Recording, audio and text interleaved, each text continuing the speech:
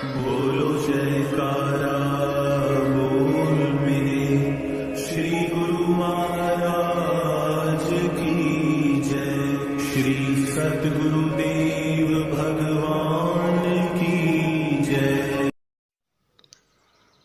गुरुमुखो, अब जीवात्मा अपना रास्ता भटक चुकी है। जीवात्मा को अनंतर में कुछ नहीं दिखाई देता।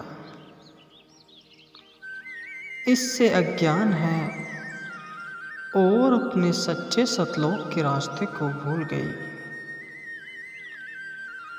यदि कोई मनुष्य दुनिया के रास्ते को भूल जाता है तो उस वक्त उसे हजारों आदमियों में पूछना पड़ता है, तब जाकर सही रास्ता मिलता है।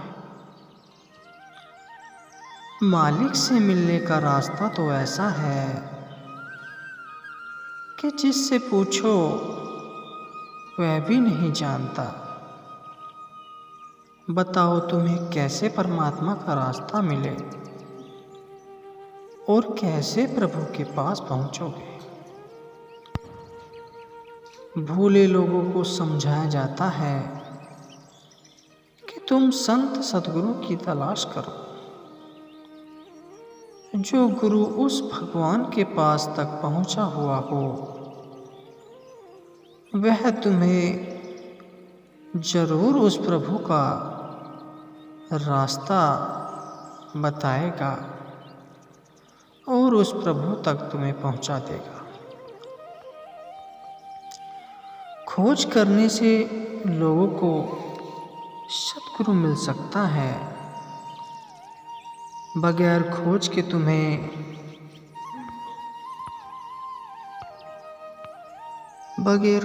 तुम्हें संसार की चीज बाजार में नहीं मिलती है।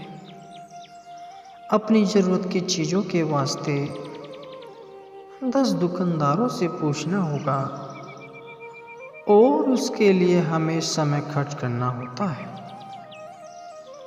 शरीर से बहुत मेहनत करनी पड़ती है तब वह दुकान मिलती है और हम उसके पास पहुंचकर दीन अवस्था में मांगते हैं। दुकानदार तुम्हारी जिज्ञासा को देखता है और समझता है कि हमारे मांगे पैसे देगा या नहीं। जब समझ लेता है कि रुपया देगा उस वक्त अपनी चीज़ दिखाता है और तुम खुशी के साथ आकर अपने घर में सजा कर रखते हो। तुमने साधक बनकर कितनी तलाश की गुरु की और उसके पास कितने ख्वाहिशमंद रहे। ओछी समझ साधक की गलतियों का पहाड़ हो और अपनी गलतियां दूसरों पर लादना हो तो वह साधक नहीं है, नादान है। उसकी समझ ओछी है। साधक अगर अच्छी समझ लेकर परमार्थ में निकलेगा तब तो महात्मा की तलाश कर सकता है, वरना साधक का न कोई होना नादानी है। साधक गुरु के पास आता है तो भगवान को नहीं मांगता है, वह तो संसारी वस्तु को मांगता है। इसलिए उसे परमार्थी नहीं समझना चाहिए, उसको संसारी कहते हैं। यदि सत्संग में पढ़ा रहा हो तो शायद समझ में आ जाए।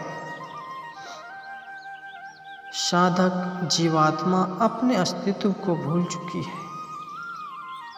इसे अपने सत्ता की खबर नहीं है। ताकत का जौहर जीवात्मा के अंदर मौजूद है, पर जब तक सतगुरु की प्राप्ति न होगी तब तक जीवात्मा की सूक्ष्म शक्ति नहीं जागेगी। जीवात्मा का प्रकाश भंडार है, पर जीवात्मा क्या करे? जीवात्मा के प्रकाश में मन रचना करता है और इंद्रियों के स्वभाव को खींच लेता है।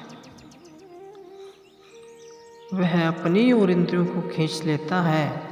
इस तरह से जीवात्मा अपने प्रकाश को जड़ पदार्थों के साथ मिला चुकी है।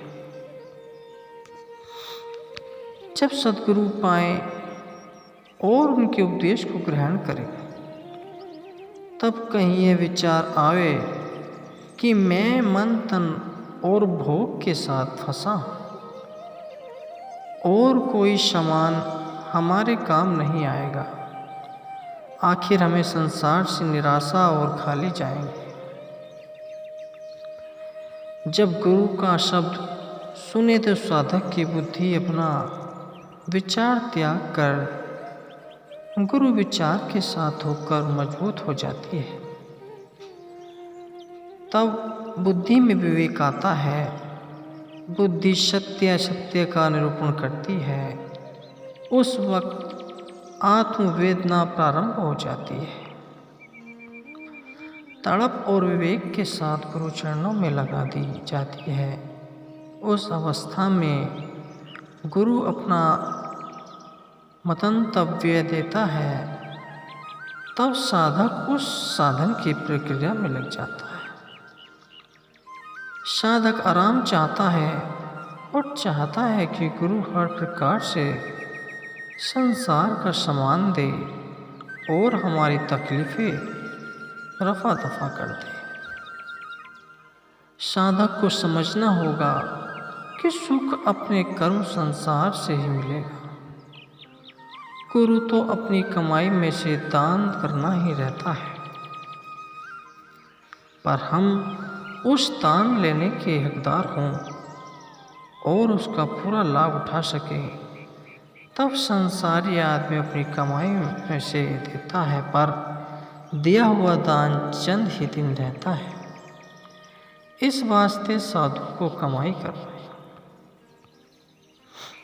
लोक परलोक की कमाई करनी होगी, तभी लाभ होता है। संत जन अपनी कमाई में से कुछ देते हैं। पापी आदमी को भी विश्वास दिला देते हैं कि भगवान की सत्यता है और अंतर में अनुभव कराते हैं।